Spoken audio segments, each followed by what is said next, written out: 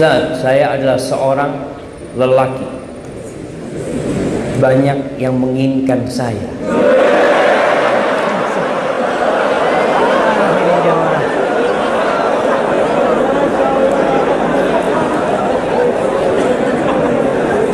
Nah, tenang jamaah.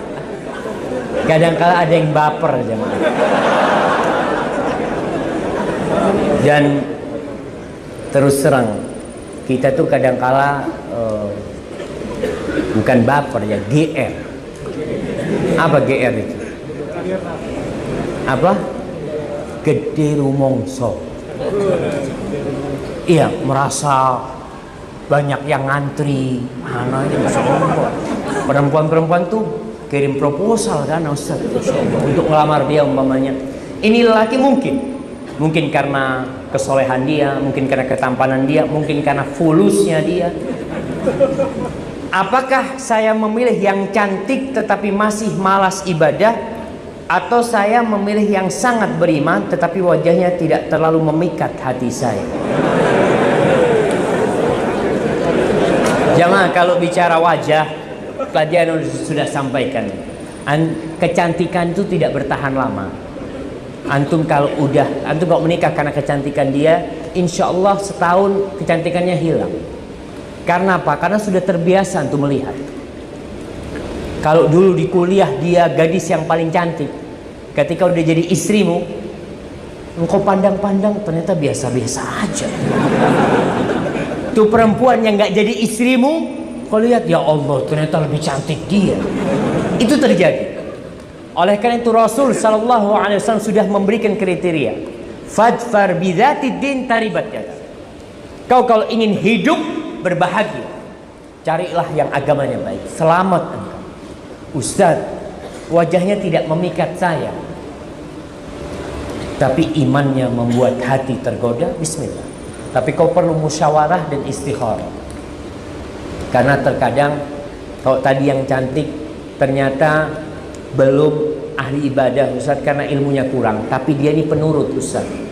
Orangnya ini Masya Allah, sejatinya dia itu disuruh apa saja kalau sudah tahu ilmunya dia laksanakan. Berarti dia punya tipikal wanita yang Masya Allah, yang bisa kau pilih dia. Barakallahu fiik. Assalamualaikum warahmatullahi wabarakatuh. Ustaz, bolehkah ana berpoligami? Kebetulan ana mengajak istri ana kajian malam ini. Berharap istri ana paham kalau suami kawin lagi diperbolehkan dalam agama Islam. Karena setiap ana ngomong ke istri minta izin untuk menikah lagi, istri ana langsung sesak nafas dan marah, bahkan mengancam akan menzalimi akhwat yang ana nikahi. Padahal ana belum sempat menikah lagi. Dosakah istri ana atas sikap tersebut? Dan kenapa Ustadz tidak berpoligami seperti Ustadz-Ustadz lain?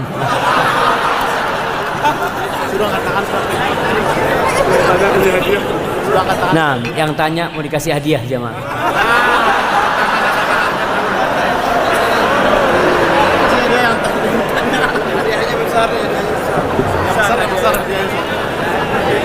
Mana jemaah? Kayaknya istrinya ini kasih hadiah. Janganlah, jangan dikasih hadiah jemaah. Baik. Poligami itu memang nggak harus izin istri. Kalau izin istri kayak gini modelnya, sesak. Silakan untuk mau poligami asalkan mampu poligami. Tapi kalau nggak mampu jangan poligami. Makanya Allah Azza wa Jalla mengatakan fa in khiftum, kalau takut jangan. Takut nggak bisa berbuat adil, takut nanti jadi masalah. Dan orang yang poligami itu sedang mengundang badai ke rumah. Antum harus siap dengan badai tersebut. Jangan badai tak datang antum kabur. Ana ingat cerita temen kawin dua dia di Jember. Dia cerita dia nikah dengan seorang mahasiswi. Dia tinggal di kos-kosan mahasiswinya ini. Suatu hari istrinya yang pertama nggak tahu jam. Istri yang pertama nggak tahu. Suatu hari dia naik mobil sama istri keduanya. Istrinya ngomong, "Bang, ingin beli cilok." Tahu cilok kan? Nah, akhirnya turun istri beli cilok. Nunggu suami. Tahu-tahu jamaah ada yang nabrak mobilnya pakai motor jamaah. Dia mau marah melihat istri pertamanya. Itu dia diam di mobil, nggak gerak-gerak dia jamaah. Istri keduanya datang kepada istri pertamanya. Istri pertamanya ini gede jamaah. Yang kedua kecil, rambutnya diambil, diunting-unting suaminya di mobil. Nggak berani kemana-mana. Akhirnya masyarakat yang memisah keduanya ini jamaah. Dipisah semuanya. Akhirnya istri pertamanya, keduanya naik mobil kabur ini sudah. Si istri minta dipulangin ke orang tuanya. Si suami 3 hari tidur di dalam hotel, nggak berani pulang. Punya istri 2 nggak ada gunanya dua-duanya. Sendirian dia hidup akhirnya. Akhirnya suatu saat sudah mulai enakan, si suaminya datang lagi ke istri keduanya. Ayo balik lagi. Enggak, kata dia. Engkau enggak belain aku, kata dia. Apa guna suami kayak kamu? Gitu. Betul sama. Jadi kalau antum tadi berkata istrinya akan membolimi istri keduanya, antum gimana sikapnya? Maka yang perlu difahamkan istri, para wanita harus tahu. Kalau poligami itu diperbolehkan dalam agama. Diperbolehkan. Sehingga ketika seorang wanita tidak suka di poligami itu wajar. Tapi tidak boleh menolak hukum poligami.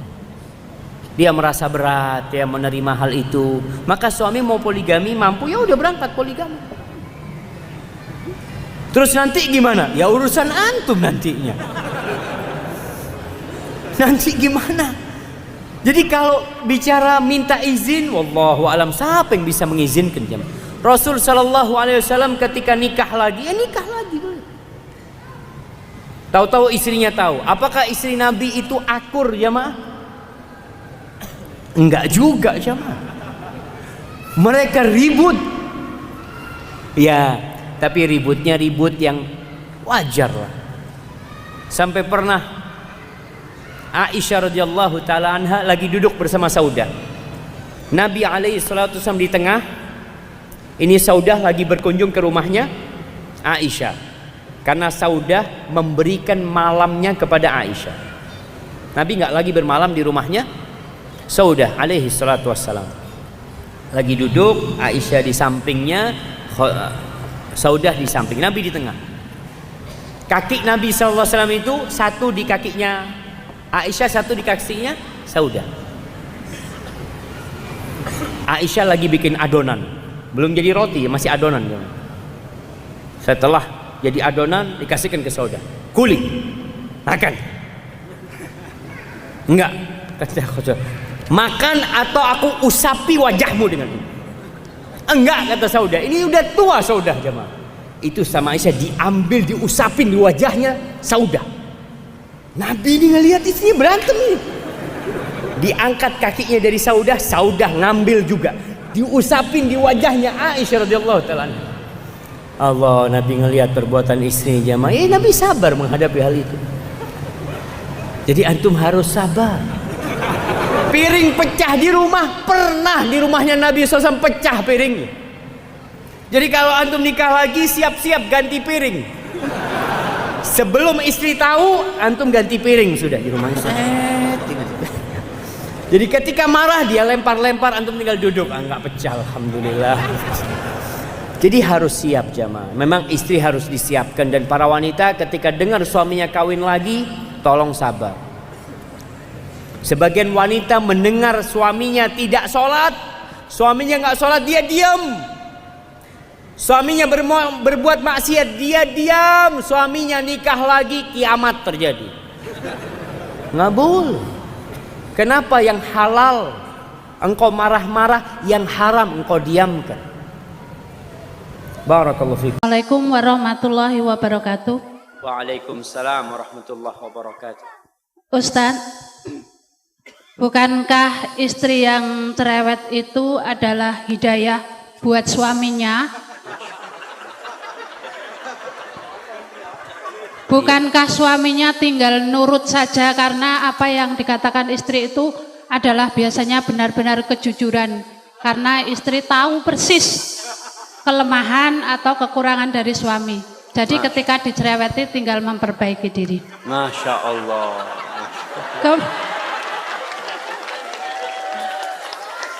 Kemudian kadang-kadang bukan istri yang tidak atau kurang bersyukur, tetapi suami itu senang dipuji. Padahal kata Ustadz Abdul Tuasikal, ketika ada yang memuji supaya dilempar dengan pasir kayak nggak salah. Apakah seorang istri juga karena suami butuh dipuji, apakah boleh memuji, dan bukankah pujian itu juga merampas haknya Allah bagi para suami yang senang-senang dipuji itu? Masya Allah. Kemudian, berapa pertanyaannya Ustadz? Dolim itu boleh dibalas dengan dolim kan? Kalau suami mecah piring, bolehkah istri juga memecahkan piring? Masya Allah. Iya. Yang terakhir, Wah, ini sekawan ini, Bu. bukankah yang bisa berjumpa dengan Allah itu adalah orang yang qalbun salim? Kemudian bagaimana caranya untuk bisa qalbun salim? Lalu apa yang menyebabkan tiba-tiba tidak bisa jadi sholat malam? Lalu apa yang menyebabkan sholat tidak khusyuk? Billahi taufiq wal hidayah. Wassalamualaikum warahmatullahi wabarakatuh. Waalaikumsalam warahmatullahi wabarakatuh. Iya, pertanyaan yang sangat indah sekali ya, karena memang salah satu yang menyebabkan kesalahan itu berulang kali terjadi karena kita beranggapan itu tidak salah. Kita menganggap itu benar. Sehingga istri tatkala dia cerewet, dia menganggapan dia ini sedang memperbaiki suaminya. Ingat, di rumah itu ada pemimpin. Siapa pemimpinnya? Suami. Allah mengangkat suami sebagai pemimpin. Ar-rijalu qawwamuna 'alan nisa bima faddalallahu ba'dahum 'ala ba'din wa bima anfaqu min amwalihim. Fas-salihat qanitat hafizatun lil ghaibi bima hafizallah. Kata Allah, sesungguhnya atau lelaki-lelaki itu adalah pemimpin bagi kaum wanita. Kenapa? Karena Allah telah memberikan kemuliaan kepada lelaki-laki. Allah memberikan kemampuan untuk menjadi pemimpin kepada lelaki lebih daripada wanita. Yang kedua nih bapak-bapak, ingat nih. Lelaki menjadi pemimpin yang pertama karena bawaan lahir yang Allah berikan kepada dia, anugerah ilahi. Yang kedua dikarenakan suami memberikan nafkah kepada istrinya, maka sang suami mendapatkan kedudukan lebih tinggi kepada istrinya, yang memberikan nafkah kepada istrinya. Kalau sang suami tidak memberikan nafkah kepada istrinya, biasanya rumah tangga mulai pincang kepemimpinan suami. Karena suami tidak memberikan nafkah. Dia jadi pemimpin karena memiliki kewajiban memberikan nafkah. Berkaitan dengan pertanyaan ibu tadi, bukankah cerewetnya wanita itu hidayah bukan suami? Buat suami, ya Allah ibu-ibu, suami itu paling sumpek kepada wanita yang cerewet. Nah, betul bapak-bapak? Semangat bapak-bapak. Bagaimana cara memperbaiki suami? Ada caranya. Tidak harus dengan cerewet. Yang pertama, suami itu sebagai pemimpin tidak suka digurui. Ya namanya pemimpin. Mau pemimpin itu diprotes sama anak buahnya? Sulit. Tapi ada cara memperbaiki pemimpin. Karena ingat, itu pemimpin bapak dari anak ibu. Maka seorang wanita harus menampakkan penghormatan kepada suaminya, kepada pemimpin. Kalau ada yang ingin dia omongkan, ngobrol sama suaminya. Mas, kalau ada waktu aku ingin ngomong sesuatu, mas. Ngomong sama suaminya di waktu yang tenang. Begini mas, mungkin aku yang salah mas ya. Aku ini cinta banget sama engkau mas. Baru ngomong. Kalau cerewet, Mas, sini. Duduk sini. Ribut itu rumah tangga. Karena pemimpinnya suami. Apa ada anak buah panggil pemimpinnya? Ya, kepada pemimpin nanti diharap kumpul sama anak buah. Nggak ada. Yang dipanggil anak buah dipanggil sini sama pemimpin. Ibu kan tujuannya memperbaiki suami. Bukan sok jadi jagoan, tidak. Tanyakan, Mas yang kayak gini nih bener enggak Mas ya? Pura-pura tanya. Padahal mau ngasih tahu sama suami. Enggak masalah dengan cara seperti itu. Mudah-mudahan suaminya jadi ngerti. Karena tujuan kita itu adalah bagaimana perubahan terjadi di diri suami. Duduk, nggak perlu umpamanya ketika duduk mengatakan qala Allahu ta'ala. Allah berfirman. Masya Allah. Jadi suaminya kayak diceramain gitu, Masya Allah. Orang suaminya diceramain ustadz belum tentu dengarkan. Apalagi diceramain istri. Maka tolong diperhatikan hal itu. Perbaiki suaminya dengan cara yang baik. Kalau ngomong, kadang-kala kalau berbicara itu saling ngangkat suara. Dia ngomong, Ustadz, ana kalau ngomong sama suami mesti jawab. Maka jangan ngomong, tulis. Tulis, karena kalau nulis itu insya Allah bisa memilih kata-kata yang baik. Nggak emosi orang nulis itu. Lalu berikan kepada suaminya. Begitu pula bapak-bapak. Kalau ingin menasehati istrinya, jangan di depan anak-anak, jangan. Jangan di depan orang, jangan. Ketika semua anak-anak sudah tidur ya, di kamar berduaan, katakan kepada istrinya, Dek, nggak ada wanita yang lebih aku cintai daripada dirimu di muka bumi ini. Masya Allah. Itu istri dapat kayak gitu, Masya Allah. Baru kasih nasihat. Tapi kalau ngasih nasihat, Dek, aku benci sama engkau. Allahu Akbar. Yang kedua tadi langsung terjadi piring yang saling pecah. Baik Ustaz. Mungkin seperti itu. Kalau ingin memperbaiki suaminya. Karena wanita ini yang solehah adalah yang tunduk dan taat kepada suami. Taat sama suaminya. Hadza wallahu a'lam bishawab, dan wanita yang taat itu insyaallah akan menjadi penghuni surga Allah Subhanahu wa taala. Baik. Yang kedua, ini pertanyaan enggak perlu dijawab semua, satu waktu antum terbatas. Gimana kalau zolim tadi dibalas zolim? Masya piring Allah. Pecah dibalas piring pecah. Insyaallah. Makanya mungkin harus ganti piring jamaah. Orang kalau suka dolim-doliman kan lempar-lemparan piring. Kalau cuma punya satu lusin di rumah nggak cukup dolim-doliman itu cuma. Bukan jemaah. Allah Subhanahu wa taala menjelaskan kepada kita bagaimana menghadapi orang yang dolim. Bagaimana menghadapi syaitan dan bagaimana menghadapi manusia. Kalau menghadapi syaitan tidak ada cara kecuali a'udzubillahi minasyaitonir rajim. Tapi kalau menghadapi manusia yang berbuat jahat, yang berbuat zalim, Allah katakan idfa billati hiya ahsan. Fa idzal ladzi bainaka wa bainahu adawatun ka'annahu waliyyun hamim.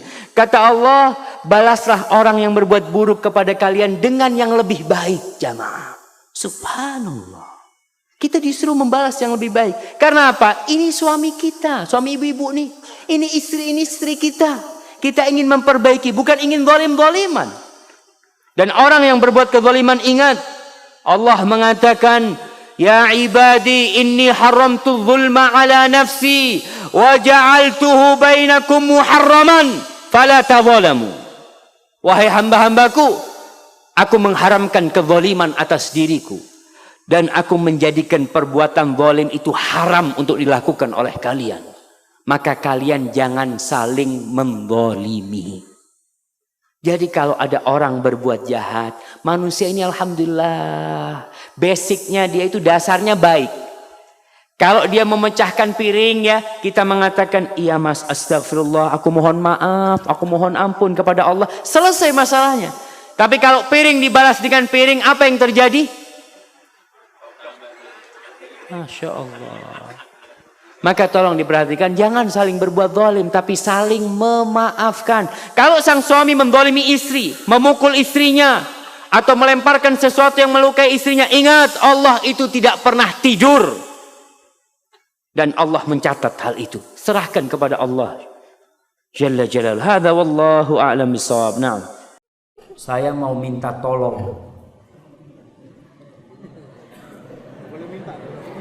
Ana minum dulu ya.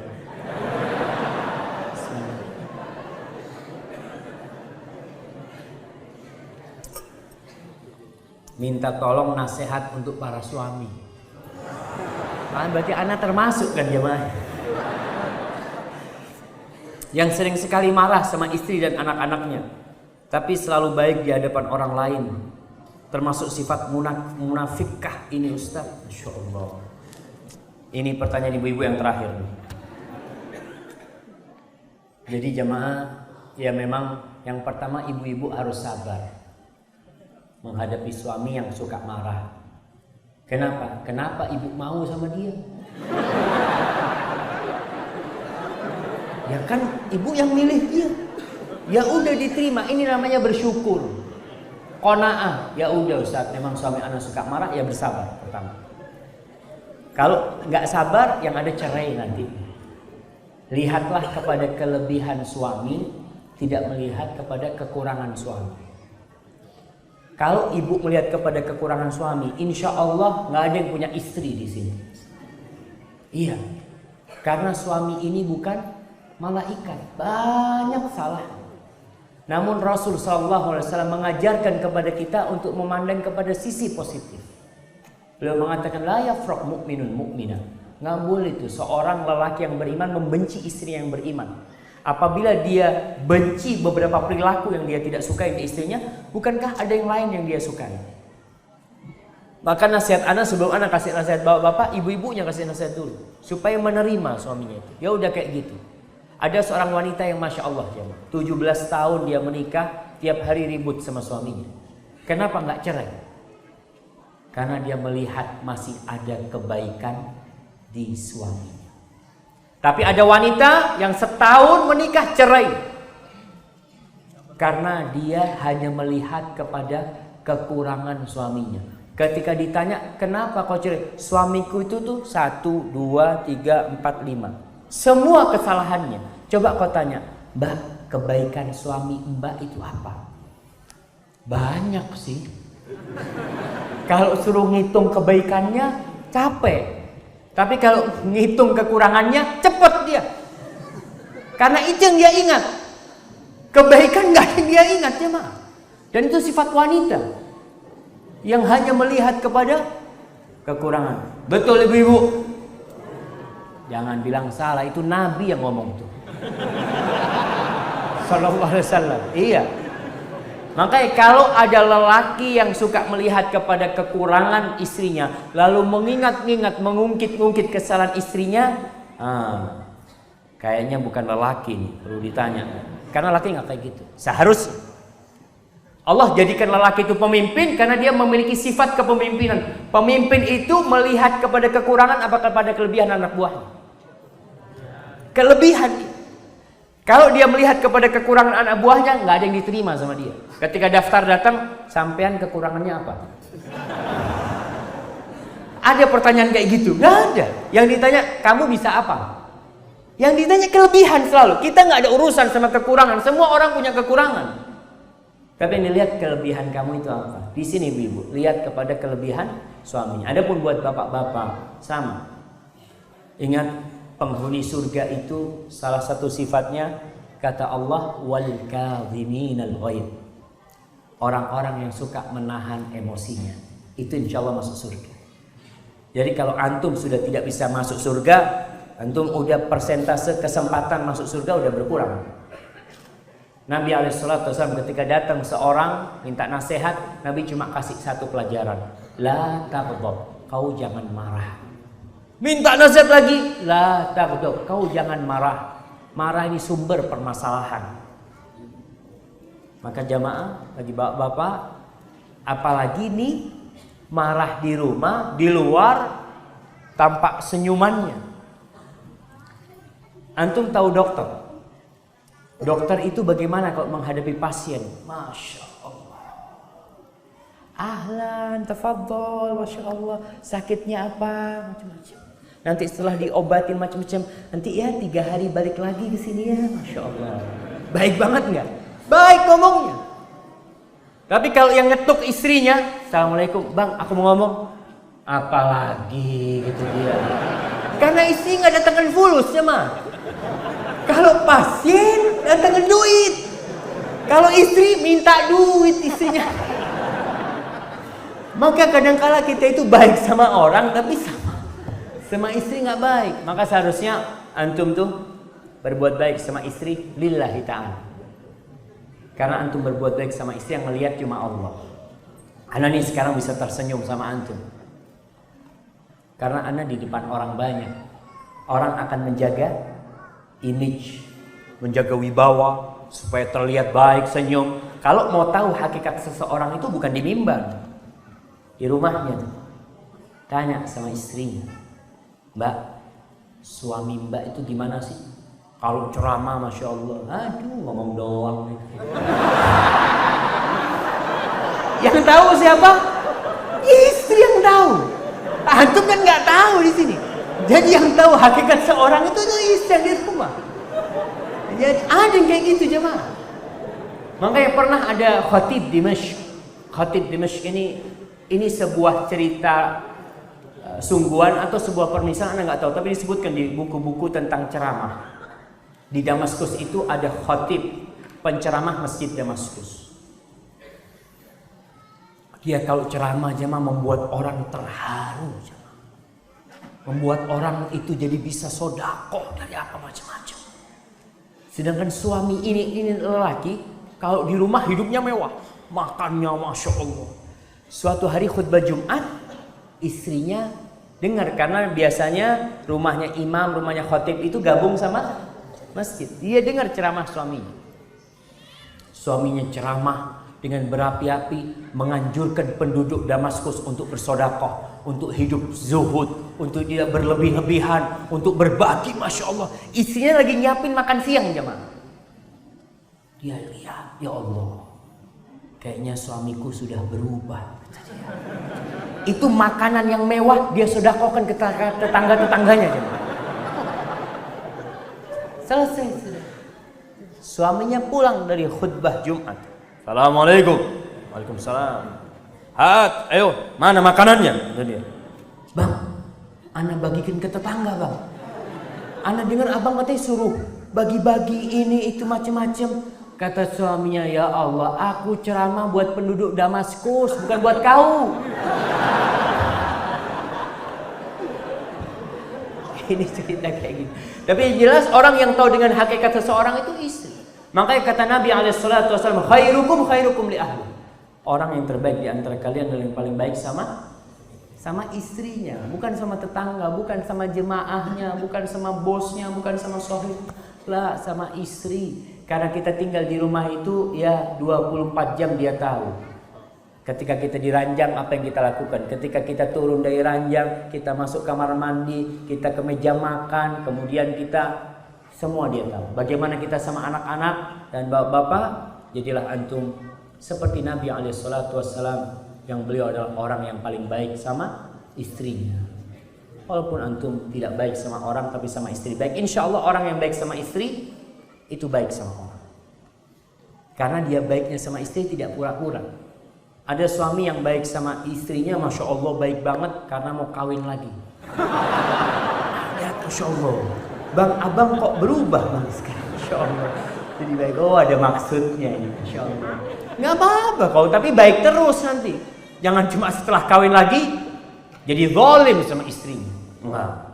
Tetap kau harus baik sama istrimu dalam semua kondisi. Dan ibu-ibu harus taat dan patuh sama suaminya dalam semua kondisi. Walaupun suaminya zalim, tetap berbakti sama suaminya. Hadza wallahu a'lam bishawab.